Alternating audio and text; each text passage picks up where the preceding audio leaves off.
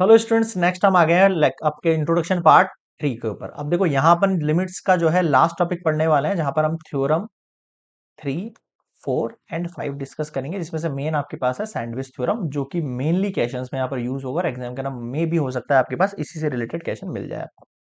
बहुत easy concept है। उससे पहले आपको थ्योरम 3 बताता हूँ मैं आपको, है ना। सैंडविच थ्योरम थ्योरम 4 में पहले थ्योरम 3 देखता हूँ आपको वो क्या कहता है।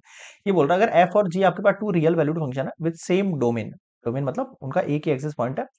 अगर मैं ऐसा बोल रहा हूँ कि एफ एक्स जो है वो या तो लेस देन है या फिर इक्वल है जी एक्स के, ठीक है, for x in the domain of the definition.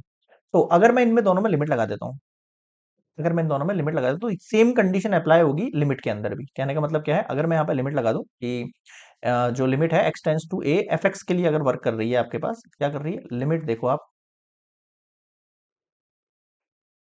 Limit x tends to ए बात कर रही है फोकस किसको, एफ एक्स को, तो वो भी लेस देन होगा किस कंडीशन में, limit x tends to a g x के लिए।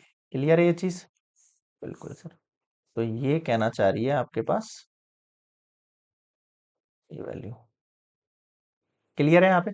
अब एक डायग्राम से समझो, कहने का मतलब जो है, देखो एफ एक्स की कंडीशन जो है लेस है किससे, जी एक्स है। बट एक पॉइंट ऐसा आएगा जब दोनों की कंडीशन फिक्स हो जाएगी इस पॉइंट पर, है ना, यानी eight x equals to eight A की बात कर रहा हूँ, एट ए पे दोनों की कंडीशन क्या है, एकदम इक्वल है यहाँ पे। तो यही बताना चाह रहा है कि अगर लिमिट किसी एक कंडीशन के लिए एफ कोई फंक्शन जो है जी एक्स से किसी पर्टिकुलर सिचुएशन के लिए दे रखा है कि लेस देन या इक्वल टू ऐसा, तो लिमिट में भी वो चीज वेरी करती है बिल्कुल। ठीक है। अब थ्योरम नंबर 4 देखना जो इंपॉर्टेंट है, थ्योरम 4 सैंडविच थ्योरम। अब देखो यहाँ क्या कह रहा है, एफ जी एस तीन फंक्शन है ना, एफ एक्स सबसे छोटा है, उससे बड़ा जी एक्स है, उससे बड़ा एच एक्स है, ठीक है, लाइन से दे रखे हैं। एफ एक्स या तो लेस देन इक्वल्स टू होगा किससे, जी एक्स है, और ये लेस देन इक्वल्स टू होगा किससे, एच एक्स है। अब मैं ऐसा बोल रहा हूँ इसमें से दो फंक्शन इक्वल है, फर्स्ट वाला एंड लास्ट वाला। देखो फर्स्ट वाला यहां से मैं एरो कर रहा हूँ, y equals to h x, जो आपको ऊपर ऊपर वाला दिख रहा है ये वाला देखो, और ये वाला, है ना। मैं कह रहा हूं आपसे कि जो आपके पास लिमिट है x tends to a f x के लिए, वही इक्वल है limit x tends to a किसके लिए, एच एक्स के लिए। अगर इन दोनों की लिमिट का सॉल्यूशन एल निकल कर आ रहा है, तो ये फिक्स है, जी की वैल्यू भी क्या होगी, सेम होगी, limit x tends to a g x equals to भी एल आंसर आएगा। ये तो हो गई सिंपल सी बात, मतलब आप इसको याद रख सकते हो इस बात को, और सॉल्यूशन में इसका यूज कर सकते हो। कैसे, वो अभी नेक्स्ट अपन एग्जांपल करेंगे, इसके बाद उसमें आपको समझ में आ जाएगी। बट कई स्टूडेंट्स का रहता नहीं सर आप हमें प्रूफ कराओ जो एक्चुअल में बुक में दे रखा है सैंडविच थ्योरम का, तो मैं आपको प्रूफ ही बता देता हूँ, कोई दिक्कत वाली चीज नहीं। आप ऐसे ध्यान रखना कि अगर दो वैल्यूज यानी दो फंक्शन आपके पास इक्वल दे रखे हैं, उनके बीच में वो फंक्शन अगर कोई दे रखा है, वो तभी इक्वल है, पॉसिबल है, जब वो तीनों आपस के अंदर इक्वल हो। भाई तभी तो ये पॉसिबल है, दो वैल्यू आपके पास ऐसे दे रखी है, ठीक है, और वो दोनों वैल्यू इक्वल है, और थर्ड वैल्यू उनके बीच में डाल दी मैंने। अब ये पॉसिबल है कि वो थर्ड वैल्यू उनके बीच में आ जाएगी, कब पॉसिबल है, जब तीनों वैल्यू एक लाइन के ऊपर हो जाएंगी। समझ में आया? तो ये तीनों एक्चुअल में इक्वल हो जाएंगे अगर ये दो इक्वल है तो, और तीसरी वैल्यू उनके बीच में है, और वो पूछ रहा हूं तो मैं, ठीक है। ये सैंडविच थ्योरम है। अब इसका यूज अपन बाद में देखेंगे, पहले इसका प्रूफ देख लेते हैं। अब देखो प्रूफ करने के लिए मैंने एक यहाँ पर सर्कल ड्रॉ करा है, यूनिट सर्कल। कैसा सर्कल है ये, यूनिट सर्कल। यूनिट सर्कल याद है ना आपको, जिसका रेडियस कितना होता है 1। चलो मान लेते हैं थीटा आपके पास रेडियन में दे रखा है, एक्स दे रखा है मैंने यहाँ पे, ठीक है, एक सर्कल ड्रॉ करा ओ ए। अब मुझे पता है यहाँ पर ओ सी इक्वल्स टू ओ ए होना चाहिए, डाटा रेडी, और जो कि 1 है because it is unit circle, unit circle, ठीक है। अब मैं कह रहा हूँ एक परपेंडिकुलर ड्रॉ कर लिया मैंने लाइक डेट। देखना यहाँ पर मैं वही क्वेश्चन वही सिचुएशन फिर से क्रिएट करने की कोशिश करूंगा। अब मुझे सैंडविच थ्योरम में जो यहाँ पे प्रूफ क्या करना है बता देता हूँ मैं आपको।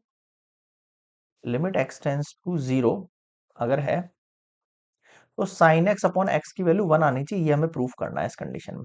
ठीक है, अभी कैसे प्रूफ होगा देखना, यहाँ पर वही सैंडविच थ्योरम वाला कंसेप्ट लगाओ आप, और वो सिचुएशन क्रिएट करो। अब देखो यहाँ पे तीन चीजें दिख रही होंगी आपको, यहाँ पे आपको तीन चीज दिख रही होंगी। सबसे पहले तो आपको दिख रहा होगा ट्राइंगल सी ओ ए, ठीक है, इसका जो area of triangle C O ए होगा वो ग्रेटर होगा किस वाली कंडीशन से आपके पास, मतलब ये लेस देन होगा किस कंडीशन, सेक्टर ऑफ ओ सी ए। अब देखो जब मैंने ओ सी ए सेक्टर बोला है, तो सेक्टर का अंदर मतलब क्या है, मैं रेड से इसको थोड़ा डिनोट करूंगा। सेक्टर मतलब है ये, पढ़ा है ना क्लास 10th में 9th में। और ट्राइंगल का मतलब क्या है, केवल ये, है ना। और ये लेस होगा किससे, area of triangle O A B से, ऐसे तो होगा। हाँ बिल्कुल ऐसा ही होगा, बिल्कुल ऐसा ही होगा। अब देखो area of triangle C O A क्या होता है आपको पता है, C O A area of triangle half into base कितना होगा ओ ए, और हाइट कितनी हो जाएगी आपके पास C D, less than area of sector क्या होता है थीटा अपन 360 याद है, यहाँ पे थीटा के लिए मैं एक्स यूज कर रहा हूँ, 360 into pi r square pi, और आर कितना है इसमें ऑब्वियसली बात है रेडियस इसके अंदर आपको वन लेनी है, तो मैं इसमें डायरेक्टली वन का स्क्वायर लगा रहा हूँ। समझ में आ गया? ठीक है। अब ये जो आपके पास वैल्यू दे रखी है 360, मैं इसकी जगह टू पाई यूज कर सकता हूँ। क्या यूज कर रहा हूँ इसकी जगह? टू पाई यूज कर रहा हूँ, रेडियन में यूज कर रहे हैं हम सारी वैल्यूज है ना, रेडियन में यूज कर रहे हैं। अब area of triangle O A B बड़ा वाला, इधर देखो ओ ए बी, यहाँ कितना होगा वही half into base into height. अब आप कहोगे सर हाइट ए बी कैसे हो गया, आपको पता होगा एक सर्कल के अंदर एक रेडियस और टेंजेंट के बीच में जो एंगल रहेगा 90 डिग्री रहेगा है ना, तो ये यहाँ पे 90 डिग्री मेक कर रहा है, तो ओ ए और ए बी हो गया। ठीक है, अब देखो हाफ हाफ हाफ तो तीनों साइड कट हो गया, ये पाए से पाए कट हो गया। यहाँ देखो ओ ए की वैल्यू कितनी होगी अभी बताया मैंने, ओ ए क्या है रेडियस है, ओ ए क्या है रेडियस है, तो ओ ए की जगह आप वन पुट कर दो यहाँ पर directly, C D as it is छोड़ो, यहाँ एक्स एज इट इज छोड़ो, यहाँ पे ओ ए फिर से आपके पास रेडियस है, A B as it is, तो फाइनली मेरे पास क्या बचा C D less than x less than A B, ये कंडीशन बन गई, that is your first equation. अब इसको नेक्स्ट स्लाइड पे ले रहा हूँ मैं, देखो C D less than x A B. ठीक है, अब ध्यान देना मेरी बात पे, मैं क्या कहना चाह रहा हूँ, अब मुझे आपको सी डी फाइंड करना है। अब आप सी डी देखो, आपको सी डी है कहाँ? सर सी डी इस ट्राइंगल में है ना? अगर मैं इस ट्राइंगल के अंदर देखना, in triangle O C D with the help of trigonometry, मैं क्या कह सकता हूँ साइन एक्स जो होता है परपेंडिकुलर अपॉन बेस, ऐसे ही तो होता है, वो सॉरी परपेंडिकुलर अपॉन हाइपोटेनस ही तो होता है, परपेंडिकुलर कौन हो जाएगा आपके लिए सी डी, और हाइपोटेनस कौन हो जाएगा ओसी। ठीक है, सी डी को एज इट इज छोड़ो, ओसी की वैल्यू कितनी होगी one, because it is radius, तो हमने क्या निकाल लिया है C D equals to sine x निकाल लिया है ना। अब आ जाओ इधर ए बी पर, ए बी कहाँ है ओ, तब आ गया ए बी। ठीक है भाई, ए बी फोकस करो, ये बड़ी वाली जो साइड आपको दिख रही है ए बी, इतनी बड़ी वाली साइड, यहाँ पर क्या करेंगे, यहाँ पर वही वाली कंडीशन लगा सकते हैं, बट हमारे पास जो है परपेंडिकुलर के साथ फिर हमें हाइपोटेनस वाली वैल्यू हमारे पास नहीं है, बट हमारे पास बेस वाली वैल्यू है, तो मैं यहाँ पर क्या कर रहा हूँ in triangle O A B tan theta use करूंगा मैं यहाँ पे, है ना, टेन थीटा, थीटा की जगह एक्स यूज करना है हमें। ठीक है, परपेंडिकुलर अपॉन बेस यानी ओ ए, टेन एक्स तो एज इट इज है फिलहाल के लिए, ओ ए बी की वैल्यू कितनी है हमारे पास पता नहीं, ओ ए की वैल्यू कितनी है रेडियस से वन हो जाएगा, तो सिंपली देखना ए बी की वैल्यू कितनी आ गई, टेन एक्स आ गई। अब आप इन दोनों को क्या कर दो, पुट इन इक्वेशन वन, अगर मैं वन में पुट करता हूँ, देखो वन इक्वेशन है मेरे पास ये रही, नेक्स्ट स्लाइड पे यूज कर रहा हूँ मैं इसको, सी डी, सी डी की जगह तो क्या आ जाएगा आपके पास, देखो सी डी की जगह साइन एक्स, ए बी की जगह टेन एक्स, इसकी जगह तो हो गया साइन एक्स। ठीक है, और ये था ए बी, इसकी जगह हो गया टेन एक्स। ठीक है भाई, क्या करना है, अब मैं बोथ साइड मतलब पूरी साइड डिवाइड कर देता हूँ किससे, साइन एक्स से,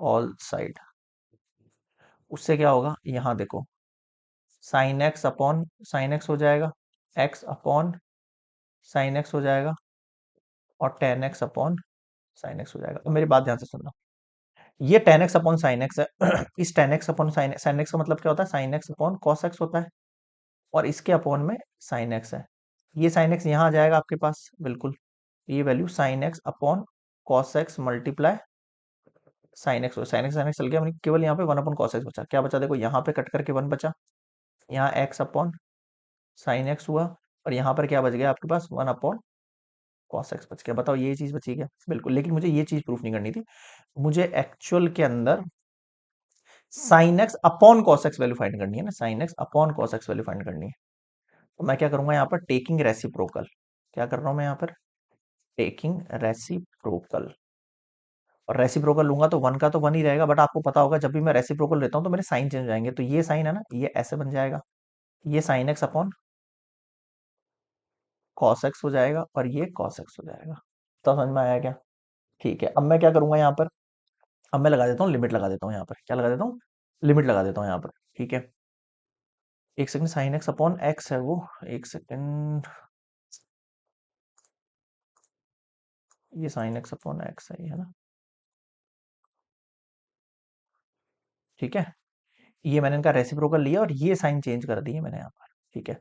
अब अगर मैं यहाँ पर लिमिट लगाता हूँ तो देखो, limit x tends to zero 1 में लगेगी, फिर limit x tends to zero sine x upon x में लगेगी, फिर limit x tends to zero cos x में लगेगी। देखो 1 के अंदर तो 1 ही निकल के आना है, ठीक है।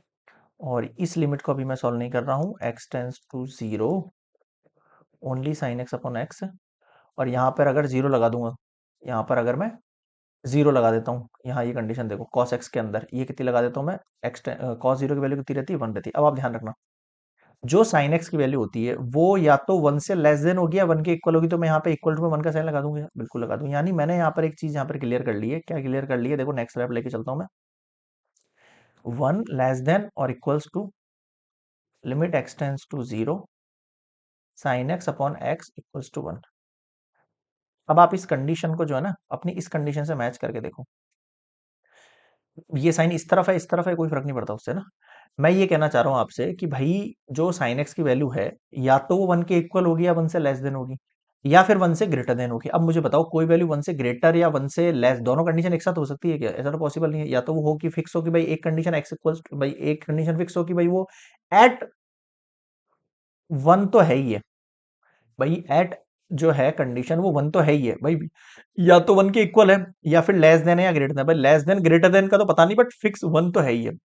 तो बाय सैंडविच थ्योरम, अभी सैंडविच थ्योरम में अपन ने ये सीखा था कि अगर कोई सिचुएशन आपके पास है, अगर कोई सिचुएशन आपके पास है और वो आपके पास दोनों सिचुएशन अगर आपस में इक्वल रहती है आपके पास, तो थर्ड सिचुएशन जो रहती है वो भी आपके पास इक्वल्स टू 1 हो जाएगी। भाई इसकी कंडीशन मुझे 1 के इक्वल तो पता ही है ना, अगर मुझे इस कंडीशन 1 के इक्वल पता है, 1 के इक्वल पता है, तो मैं इस वाली कंडीशन को डायरेक्टली 1 के इक्वल बोल सकता हूँ, बिल्कुल बोल सकते हैं। तो by sandwich theorem, by sandwich theorem, ये जो अभी मैंने ऊपर आपको बताई, अगर कोई वैल्यू किसी के मिड में आ जाए, बीच में आ जाए, फंस जाए बीच में ना, तो उसका आंसर वही रहेगा जो यहाँ रहेगा, इक्वल्स टू पे ना। तो limit x tends to zero sine x upon x की वैल्यू कितनी हो गई, 1 हो गई। ये आप याद रखना बहुत अच्छे से। बताओ क्या समझ में आया? बहुत यूज होने वाला है इसका, यूज आपके पास बहुत सारे क्वेश्चंस में यूज आएगी, ठीक है। तो ये सिंपली साइंटिफिक थ्योरम है। अब आते हैं अपन, एक थ्योरम और दे रखी है आपकी, थ्योरम नंबर 5, उसको प्रूफ कर देते हैं। क्या है देखो उसमें, अब देखो फर्स्ट तो यही बोल रहा है, तो इसका मैंने अभी अभी आपको प्रूफ अबोव करा दिया है ना। तो वो जो प्रूफ किया है ना अपन ने, वो एज इट इज अब यहाँ पे छाप देना, ठीक है। थ्योरम नंबर 5 में मैं आपको एक ये वाला करा देता हूँ, नेक्स्ट वाला, सेकंड वाला। देखो, limit x tends to zero 1 minus cos x upon x. अब देखो, 1 माइनस कॉस एक्स की जो वैल्यू रहती है वो क्या रहती है, 2 साइन स्क्वायर एक्स बाय 2 रहती है वैल्यू। इसका फॉर्मूला बता रहा हूँ डायरेक्टली, 1 माइनस कॉस एक्स का क्या रहता है फॉर्मूला आपके पास, 1 माइनस कॉस एक्स बताऊँ, एक्चुअल में फॉर्मूला ऐसा रहता है ये, कॉस एक्स इक्वल्स टू, एक सेकेंड फिर से अटक गया सिस्टम, ओके चल गया, हाँ। एक्चुअल में कंडीशन ये ऐसी रहती है कि कॉस 2x जो रहता है वो एक्चुअल में 1 माइनस 2 साइन स्क्वायर एक्स रहता है। अब मैं यहाँ पे क्या करता हूँ, फंक्शन में दोनों तरफ अगर डिवाइड करता हूँ, तो ये फंक्शन तो बचा आपके पास कॉस एक्स, ठीक है, और ये बचा 1 minus 2 sine square x by, ये पूरी वैल्यू उठ के उधर आती है, 2 साइन स्क्वायर एक्स बाय 2, और ये 1 माइनस कॉस एक्स यहाँ पे आता है। तो 1 माइनस कॉस एक्स का डायरेक्ट फॉर्मूला हो गया 2 साइन स्क्वायर एक्स बाय 2। मैं यहाँ पर क्या चेंज कर रहा हूँ, limit x tends to zero, ये आपको जीरो प्रूफ करना है ना। फिर ये आप डायरेक्टली प्रॉपर्टी में लगा देना, थ्योरम नंबर 5 ऐसे डाल के, 1 माइनस कॉस एक्स जगह मैं पुट कर रहा हूँ 2 साइन स्क्वायर एक्स बाय 2, और अपॉन के अंदर कितना है आपके पास, अपॉन में क्या वैल्यू दे रखी है, एक्स दे रखी है। बताओ यहाँ तक वैल्यू समझ में आई क्या? ठीक है। अब मैं क्या करता हूँ, इस वैल्यू को थोड़ा सा चेंज कर देता हूँ। कैसे चेंज करूंगा, देखो, ऊपर नीचे दोनों वैल्यूज को मैं क्या करता हूँ, पहले 2 से डिवाइड कर देता हूँ, ताकि यहाँ पर जो फंक्शन है वो सेम बन जाए। Divide numerator and denominator by x by 2। तो देखो क्या बनी सिचुएशन मेरे पास, limit x tends to zero 2 sine square x by 2 divide में 2, और x के नीचे अपॉन में 2, ये से 2 कैंसिल हो गया। तो फाइनली देखो मेरे पास क्या वैल्यू बची, मैं नेक्स्ट प्लेस पर लेता हूँ इसको। फाइनली मेरे पास वैल्यू बन गई है limit x tends to 0 sine square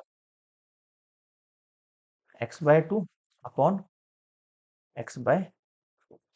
ठीक है, अब साइन स्क्वायर है तो दो पार्ट में डिवाइड हो सकता है वैल्यू, बिल्कुल हो सकता है।